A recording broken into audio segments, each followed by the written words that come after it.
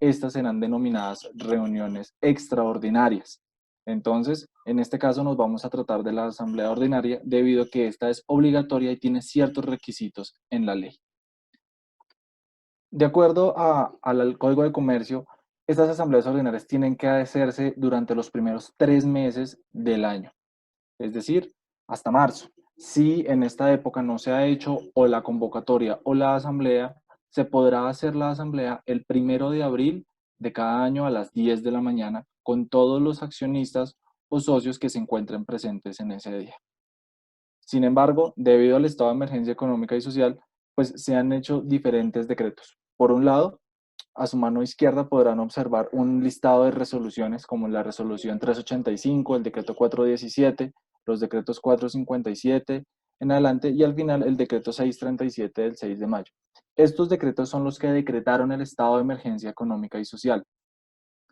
Recordemos que este estado de emergencia fue decretado en un inicio por el Ministerio de Salud y Protección Social y posteriormente se fue regulando por el gobierno nacional, llámese la Presidencia de la República.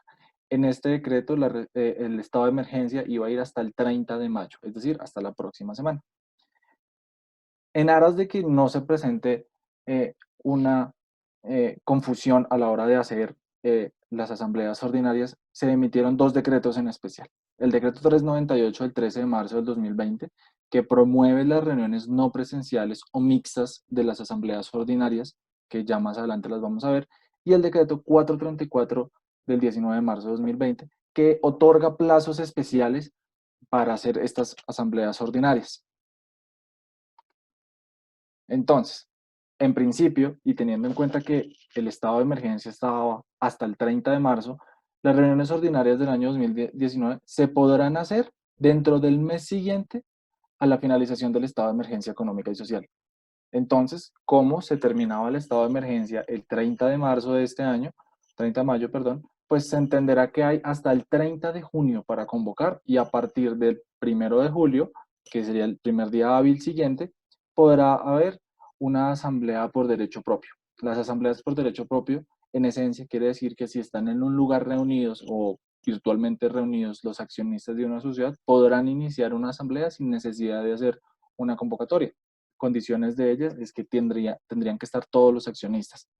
En este caso variaría un poco de acuerdo a los decretos, que ya lo vamos a mirar. Acá hay algo en especial. El día martes pasado, eh, el presidente de la República informó que se iba a extender el estado de emergencia económica y social hasta el 31 de agosto. A este momento, pues la última vez que hicimos revisión de la Presidencia de la República eran las 9:45 de la mañana. Todavía no habían expedido el decreto en el cual se confirmaba el, esta ampliación del término. Entonces, en este momento solamente tenemos en nuestra cabeza la comunicación del presidente de la República donde mencionó que iba a ir hasta el 31 de agosto. Hasta que no salga ese decreto, que debería salir entre el día de hoy y el día de mañana, eh, tendremos la posibilidad de entender que las asambleas ordinarias tendrán el periodo hasta el 30 de junio. Si en el decreto se menciona que es hasta el 31 de agosto, querrá decir que las asambleas ordinarias se podrán realizar hasta el 30 de septiembre del 2020, porque el decreto 434 menciona que es un mes después de la declaratoria del estado de emergencia económica y social. No coloca un periodo específico, lo cual es una gran ventaja, a diferencia de la renovación de matrícula mercantil, que esa sí tiene fecha y es hasta el 3 de julio. Entonces, hay que tener en cuenta que las asambleas ordinarias podrán ampliarse su periodo para realizarse probablemente hasta el 30 de septiembre, debido a la fecha que se coloque como límite final del estado de emergencia económica y social que aún no han decretado formalmente hablando.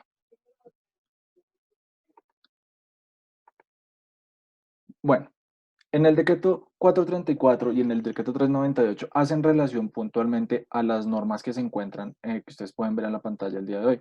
En la ley 1258, la ley 222 y el decreto 1004. En estas normas hace relación no solamente a temas de las asambleas ordinarias, sino a la regulación que deben tener las empresas en el país. Entonces, pues esta modificación tiene que afectar las tres normas debido a que las tres hacen menciones a las reuniones y especialmente las reuniones no presenciales. Recordemos que algunas de estas normas, como por ejemplo la ley 222, pues aún no tenía en cuenta el tema de unas reuniones virtuales. Entonces, pues hay que, con el fin de modernizarlo todo, pues se ha estado emitiendo diferentes decretos y leyes que complementen la normatividad anterior. Entonces, con el fin de garantizar todos los derechos de los accionistas o de los socios, como el derecho a que tengan una convocatoria, a seguir un orden del día correcto, a tener un quórum, a que ciertas decisiones requieran ciertos porcentajes de acciones para poder votar, pues lo que se hizo fue promover las reuniones no presenciales de todo tipo de sociedades. Es decir, cualquier sociedad, sea con ánimo de lucro o sin ánimo de lucro, tiene derecho a tener acceso a los beneficios expresados en los dos decretos que ya mencionamos, en el 434 y en el 398. ¿Qué ha mencionado la norma? Estos decretos han regulado de tal manera que el único requisito en especial para este momento es que los accionistas que deben estar presentes en las reuniones no presenciales son los suficientes para tomar decisiones.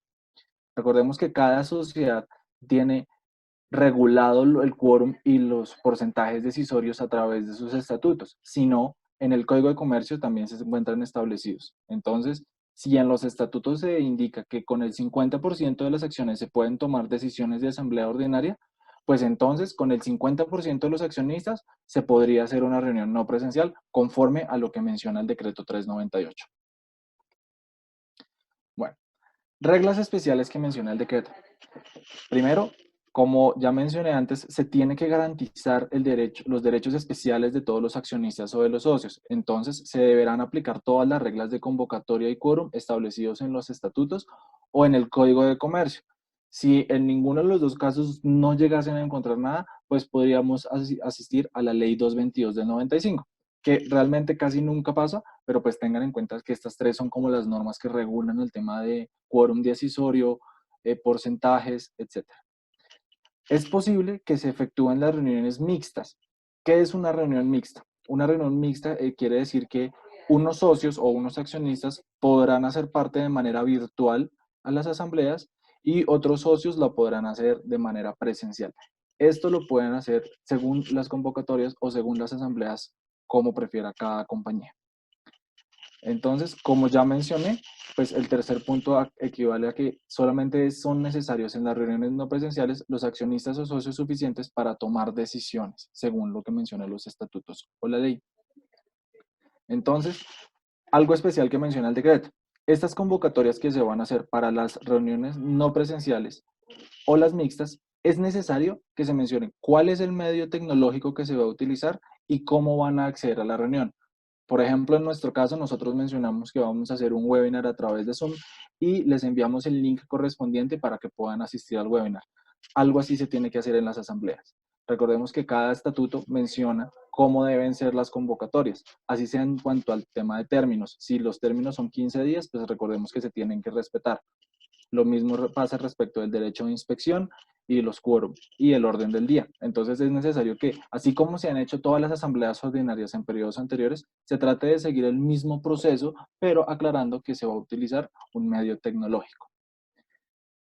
Y la última regla es que ahora en adelante todas las reuniones no presenciales o los miembros que asistan a las reuniones no presenciales deberán ser identificados por el representante legal de la compañía. ¿Cómo lo hará? Lo puede hacer por solicitando los documentos y utilizando también la pantalla para ver que efectivamente están presentes, utilizando la cámara, perdón, para ver que efectivamente se encuentran presentes en la asamblea. Esto ya es un requisito legal, entonces esto tiene que quedar también expresado en el acta correspondiente que se haga de la asamblea. Entonces se tiene que colocar el quórum y luego dentro de la identificación de de todos los accionistas miembros o de las personas que se encuentran asistentes a a la asamblea, tiene que aclararse que el representante legal verificó la identidad de cada uno de ellos. ¿Qué sucede?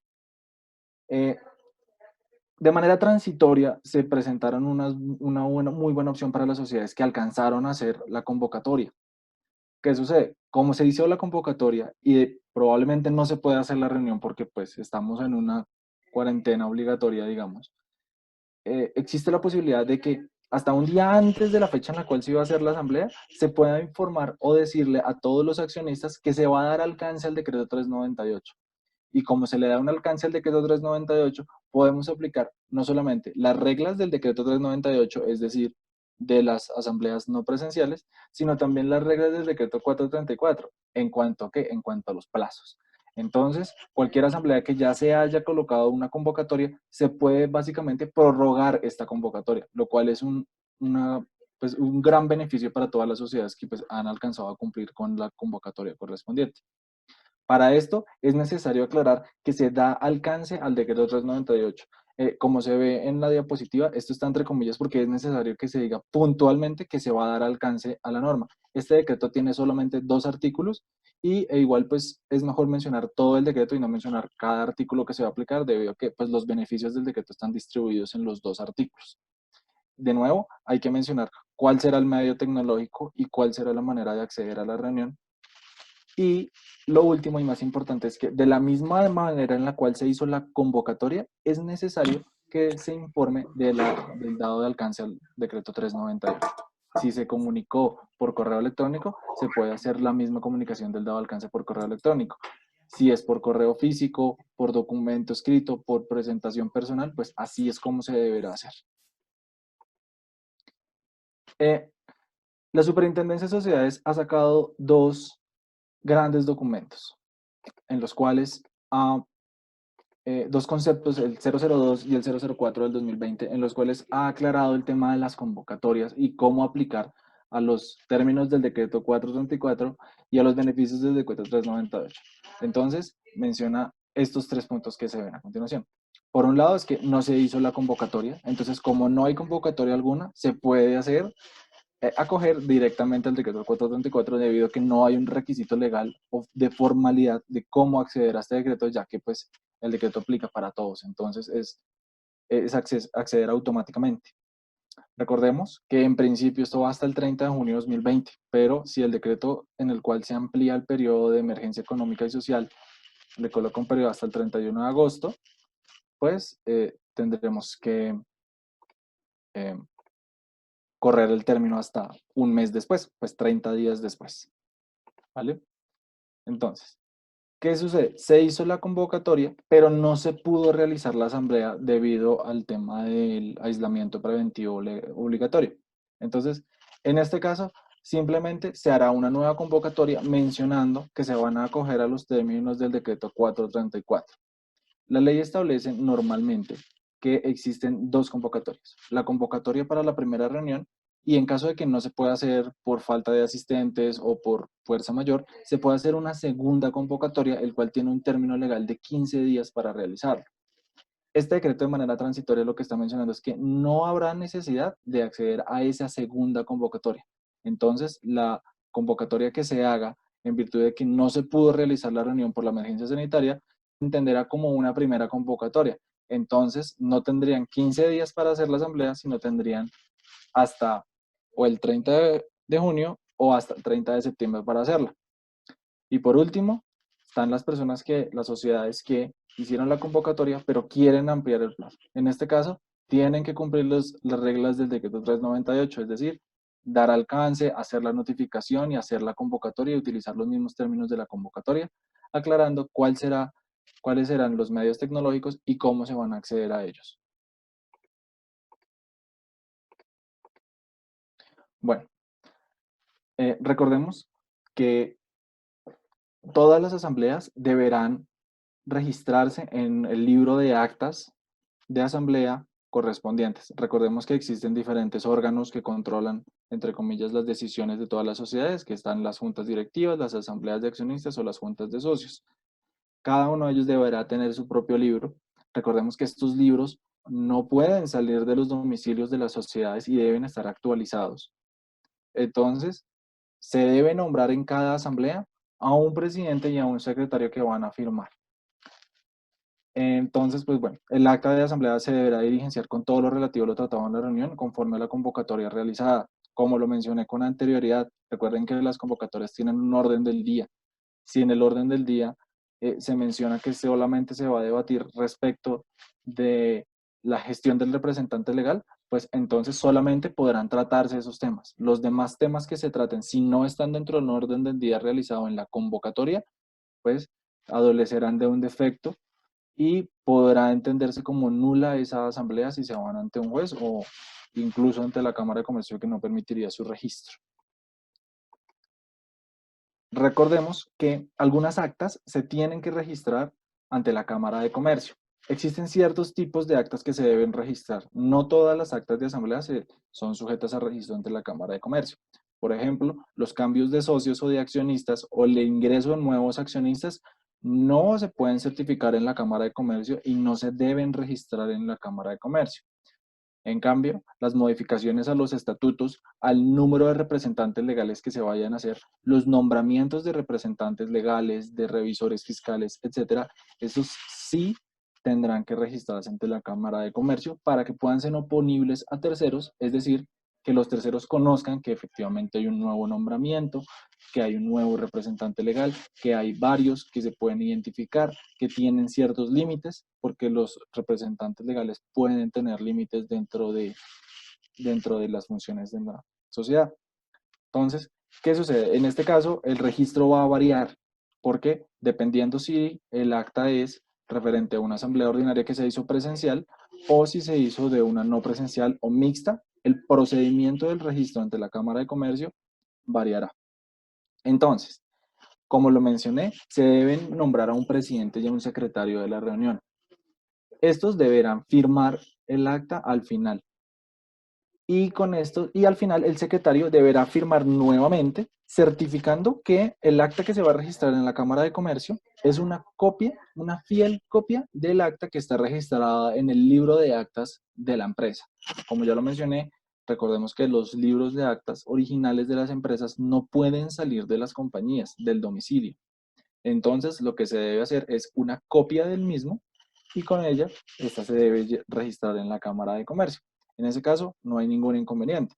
Sin embargo, en tratándose de reuniones no presenciales o mixtas, no solamente deben estar firmadas por el presidente y secretario, sino que deben ser firmadas por el secretario de la sociedad.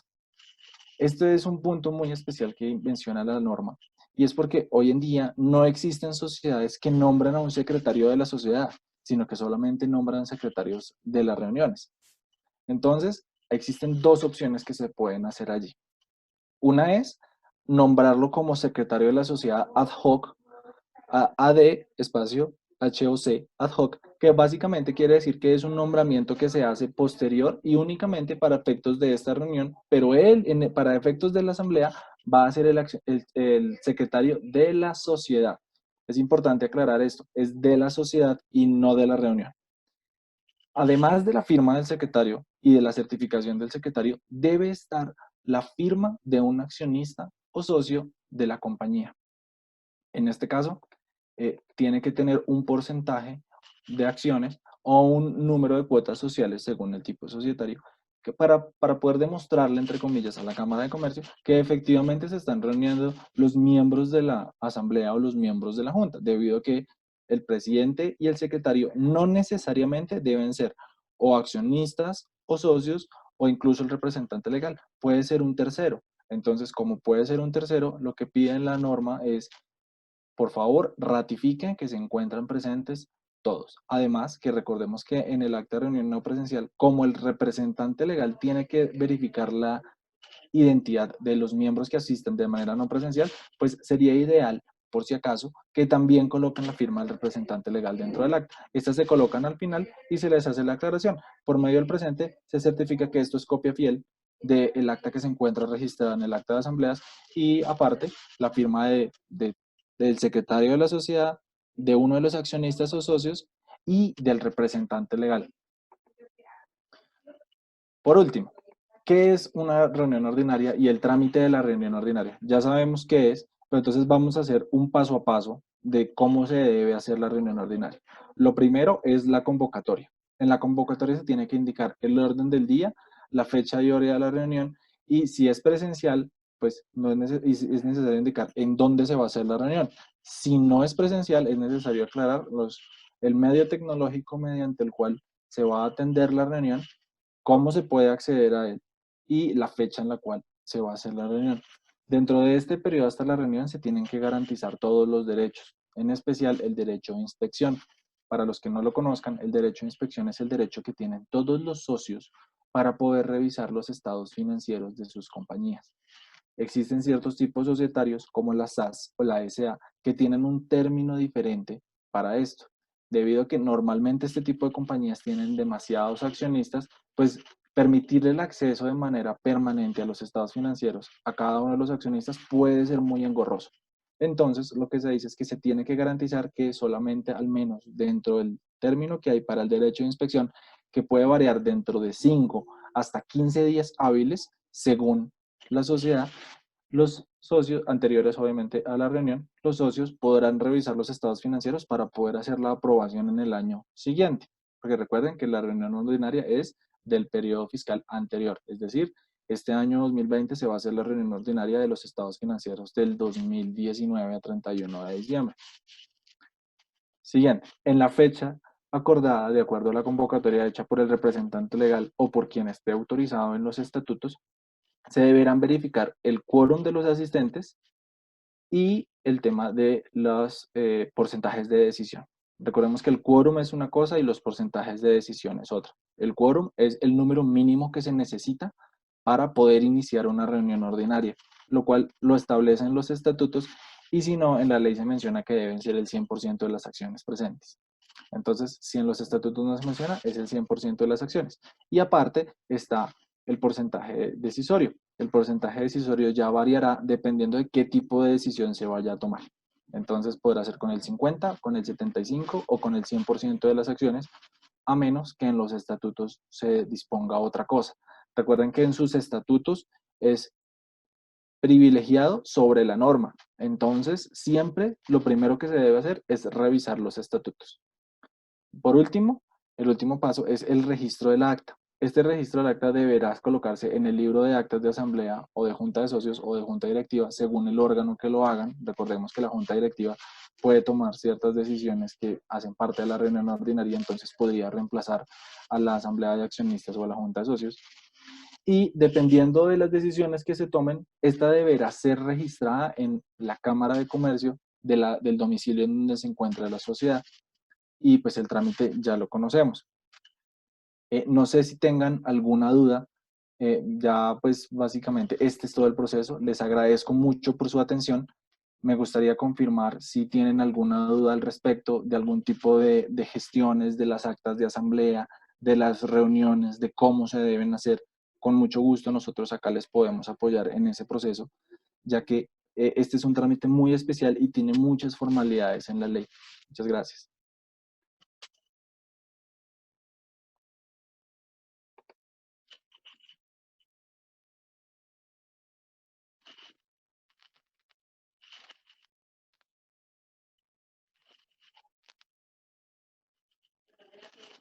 Bueno, así como se puede ver acá en la pantalla, se puede ver que nuestro el correo es consultacorporativa@heideconsulting.com. En este correo pueden pasar cualquier consulta que pues, no consideren en el webinar. Con mucho gusto las vamos a atender. Nuestros teléfonos están ahí mencionados. Y si no, recuerden que siempre está disponible para ustedes la página de internet www.heideconsulting.com. Me hacen una pregunta, es si las reuniones de empresas colombianas pueden realizarse en el extranjero. Así es, sí es posible realizarlas en el extranjero. Recordemos que lo único que se necesita es que en la convocatoria se mencione en dónde se va a hacer la asamblea. Si se menciona que se va a hacer en el domicilio de la sociedad, pues no se podrá variar a menos que se haga una nueva convocatoria conforme a los decretos que ya mencionamos anterioridad. Entonces, en ese sentido, no hay ningún inconveniente. Eh, Vamos a mirar si podemos hacerles el envío de la grabación de los correos. La idea es enviárselos a los correos con los cuales ustedes se registraron al webinar, entonces con mucho gusto les podemos hacer esto. Para fondos de empleados se puede realizar virtual. Así es. Recuerden que lo que dice el decreto es que todo tipo de persona jurídica puede hacer las asambleas de manera virtual. Lo importante es que cumplan con los requisitos del decreto 398.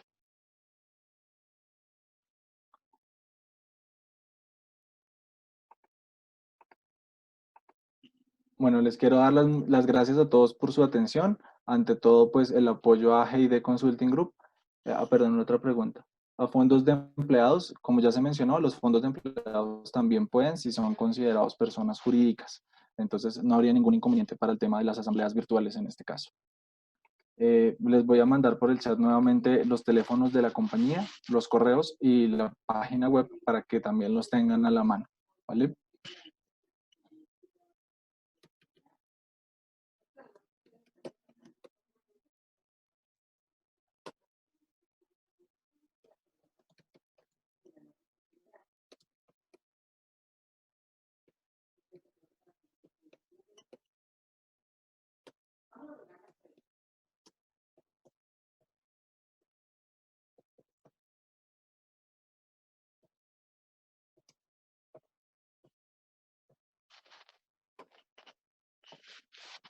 No sé si tengan alguna inquietud adicional, si tienen alguna duda, con mucho gusto los ayudamos. Ya vamos a dar por cerrado este webinar. Recuerdo que mi nombre es Jonathan Ruiz, yo soy el abogado corporativo y siempre vamos a estar a su disposición, no solamente yo, sino todo el equipo de G&D Consulting.